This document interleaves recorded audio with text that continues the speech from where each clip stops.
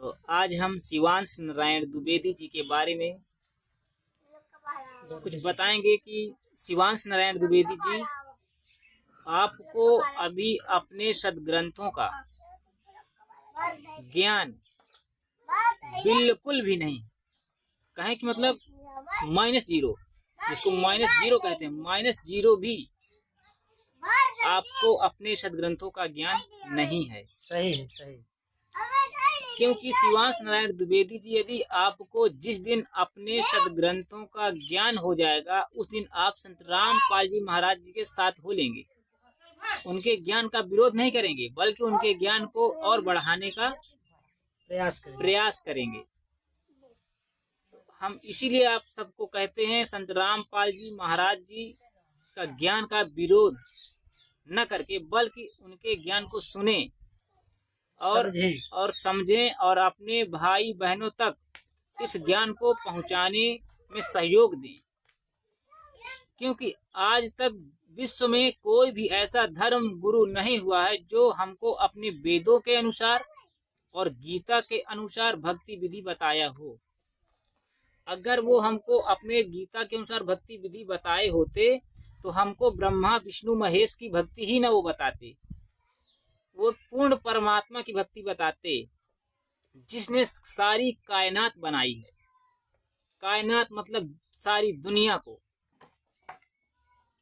श्रीमद् भगवत गीता अध्याय 18 का श्लोक नंबर 62 जो श्लोक है, वो गीता ज्ञानदाता ब्रह्म कृष्ण नहीं है गीता का ज्ञान देने वाला। आपको कहीं भ्रम हो कि गीता का ज्ञान कृष्ण जी ने दिया है, तो गीता का ज्ञान श्री कृष्ण भगवान ने नहीं दिया, ये कृष्ण भगवान का बाप दिया है। ब्रह्मा विष्णु शिव के जो बाप हैं उनका नाम है ब्रह्म, जिसे कहते हैं ज्योति निरंजन। उसने गीता का ज्ञान दिया है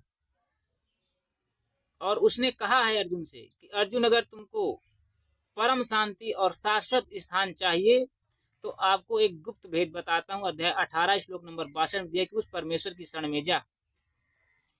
उस परमेश्वर की जानकारी श्रीमद् भगवत गीता अध्याय 4 का 34 श्लोक बता रहा है कि तत्वदर्शी संत की खोज कर और उनको दंडवत प्रणाम कर, कपट भाव छोड़ करके उनसे सरलता पूर्वक प्रश्न करने से वो ज्ञानी महात्मा तुमको तत्व ज्ञान का उपदेश करेंगे। अब तत्वदर्शी संत की खोज और फिर उसकी पहचान अध्याय 15 श्लोक नंबर 1 में बता दिया कि जो संसार रूपी उल्टा पीपल का वृक्ष है, उसके सभी विभागों को बता देगा कि पत्ते क्या हैं, टहनियां क्या हैं, शाखाएं कौन भगवान है, डार कौन भगवान है, तना कौन भगवान है और जड़ क्या है।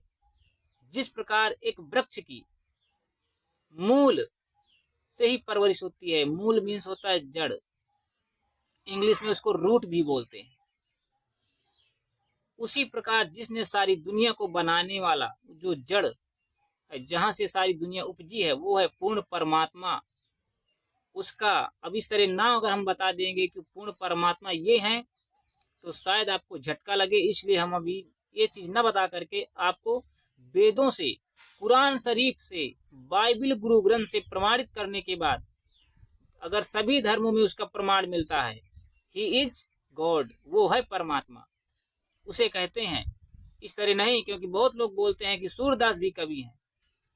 तो कवि तो बहुत हुए हैं, लेकिन कोई कवि सर्वज्ञ नहीं हुआ है जिसको सब चीज का ज्ञान हो, सर्व धर्म ग्रंथों का ज्ञान हो, उसकी लीला वेदों से भी मेल खाती हो। अगर कोई व्यक्ति कहता है कि सूरदास भी कवि हैं और कबीर दास भी कवि हैं, तो हम आपको बता दें, सूरदास जी का जब जीवन परिचय पढ़ते हैं तो उसके जीवन परिचय में और उसके सभी ग्रंथों में कहीं भी ये वर्णन नहीं है कि सूरदास कुंवारी गाय का दूध पिया हो।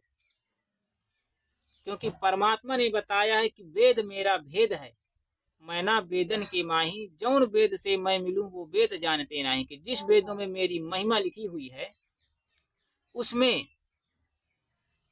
तो अगर वो लीला अगर करके गए हैं कोई भी यहाँ से, तो हम बताओ उसको, अगर कोई है, अगर नहीं है तो फिर मानो कि वेद जो कह रहे हैं वो सत्य है, क्योंकि वेद कभी झूठ नहीं हो सकते।